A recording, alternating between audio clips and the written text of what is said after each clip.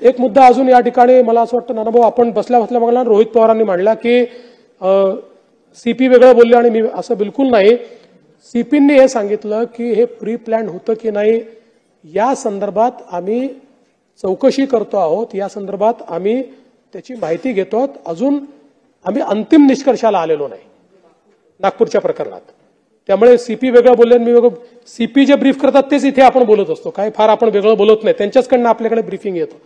आणि मी पुन्हा सांगतो नागपूरच्या प्रकरणामध्ये ज्यांनी पोलिसांवर हल्ला केलेला आहे त्यांना कबरीतने खोदून काढू, सोडणार नाही। बाकी सगळ्या गोष्टी क्षम्य आहेत, पण पोलिसांवर हल्ला हा क्षम्य नाही।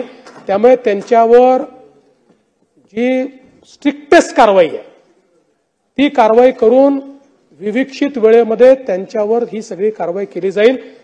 पण आता नागपूर शांत आहे, नागपूर तसं शांततेकरताच प्रसिद्ध आहे। 1992 नंतर नागपुरात ते आणून घेऊ, नंतर मांडा। त्यामुळे 1992 नंतर नागपूरमध्ये कधीही दंगल झालेली नाही। त्यामुळे परवाचा झालेला इन्सिडन्स हा काही लोकांनी याच्याकरता काही हा समाज तो समाज असं नाही, पण काही लोकांनी हा जाणीवपूर्वक केलेला त्या ठिकाणी लक्षात येतो।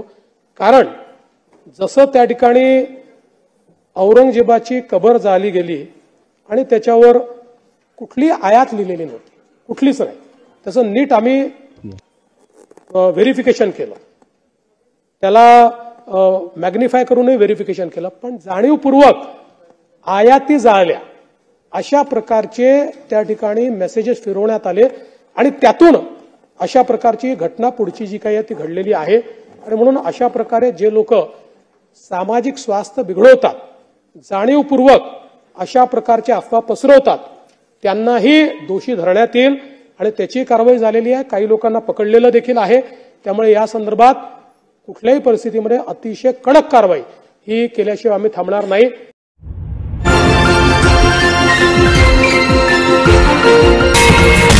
विदर्भ न्यूज मराठी, सकारात्मकतेचा शिलेदार।